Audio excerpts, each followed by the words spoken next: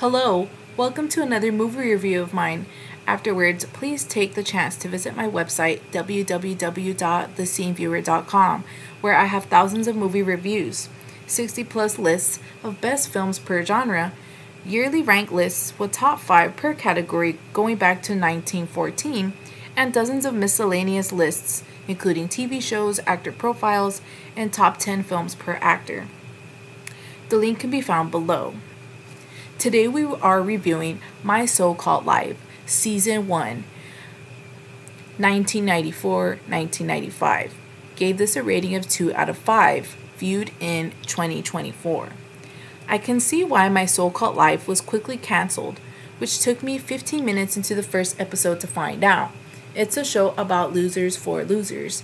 The whole concept is derivative, repeating what several well-known high school sitcoms such as The Wonder Years, Parker Lewis Can't Lose, and Head of the Class had already covered. Why they are worked and last for a while is they were catchy and had a hook. This one doesn't have it. Many episodes are increasingly corny and melodramatic that have turned out to be Beverly Hills 90210.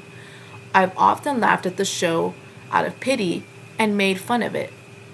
To make matters worse, there's, save for Jared Leto, zero talent among the cast, and nearly everybody didn't go on to bigger and better things. As for Claire Danes, she has been a terrible actress in movies for a long time. Anyway, here's my analysis for some of the episodes. Plot: Ricky, whatever the hell his name is, I went to high school a long ago, but never saw anyone who was anywhere close to this blatantly gay. I know it's a common sight today, but back then, no way. And this confused, mixed up kids is in the girls' bathroom. He wouldn't have been suspended from school. By the way, is he or she trying to imitate John Cryer's look in Pretty in Pink, or maybe Prince or Purple Rain's fame? Guns and gossip. I know Brian Cockrow is a stupid boy no matter how much they want me to believe he is valedictorian. Just remain silent and get a lawyer. The harassment will therefore cease. Alright, I take back what I said, because he finally mentioned it near the end of the episode. Father figures. Now I'm confused. Why are Angela's parents getting so much attention when the show is called My So-Called Life, which is supposed to revolve around Angela? On a second thought, who freaking cares about Angela and her stupid problems? Play on. The Zit, Mary Quant. Are you kidding me? The dress would have been a better fit with London swinging 60s. This ain't it. The Substitute. Finally, here's a good episode that eventually got overblown. It's about time that somebody put Angela's hypocritical mother in her place. However, the issue here is appropriateness. High school isn't the venue for radical ideas, although I understand the point about censorship. As a former teacher, the cardinal rule has always been this: never rock the boat because it's not worth the hassle. Extreme and outspoken, Mr. Racine is the wrong person for the profession. Why Jordan can't read. Angela is a LOSER who's depressed over a LOSER. Her mother is narcissistic. I'm starting to see how Daniel takes after her. Strangers in the house. By now, Angela can safely be described as a sociopath. Look at how she tried to get Jordan by using the potential death of Sharon's father as an excuse. In short, Angela is one sickie. By the way, everybody keeps mentioning him, but who the hell is Tino? Self-esteem. The reference to Mickey Rourke is for the film 9.5 Weeks. Pressure. It's the cheesiest episode of the series. Jordan has reduced Angela to a sex object. Duh. On the wagon. Now this is the cheesiest episode of the series. Who the hell cares about Ryan? So-called angels. Oh sure, Ricky shows up in school with bruises all over his face, and most people treat it as normal. So where's the follow-up to Ryan's break from sobriety after the end of the previous episode? Nothing. She's back to normal. Betrayal. What's the problem here? Angela calls it quits with Jordan and moved on. Now she's mad at Ryan, had sex with him? On the other hand, I was into Brian from the beginning of the series. He saw potential in the camcorder, so he could try to have Angela for himself. Anyway, whoever edited this episode should be fired. In a dream big responsibilities, it's finally over.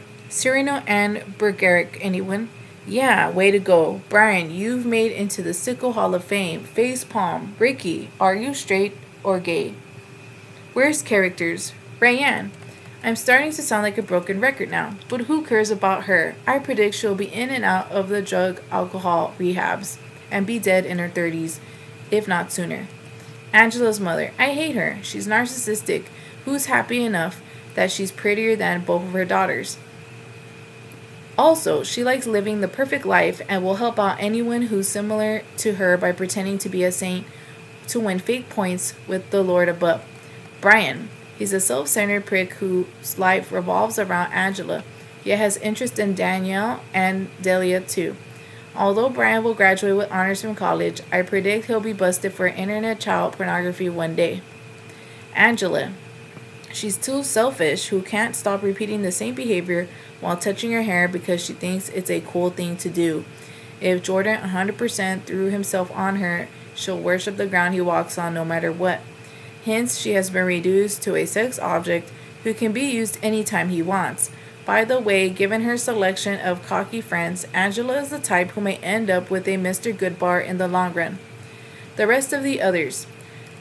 1. Jordan, a lifelong failed musician. He will be a major pothead working in a dead-end job, unless he picks up a blue-collar trade. I won't be surprised if he becomes an actor or a model. Ricky, 2. He's a confused person who's also a lifelong follower. Hence, I predict a tough life for him. 3. Sharon. She's okay, but may end up pregnant pretty soon. It won't be the end of the world for her anyway. 4. Angela's father. He has a universal appeal, but needs to be careful around Hallie. 5. Hallie. She is trying to open a restaurant or going for Angela's father. If I were the guy, I would never entertain the thoughts of getting romantically involved with her. She isn't worth losing his wife, 2 daughters, and a home. 6. Danielle. That's what I keep noticing throughout. Everybody, especially the parents, ignores her. If you don't know who that is, then you've proven my point. Don't forget to visit my website at www.theseeingviewer.com.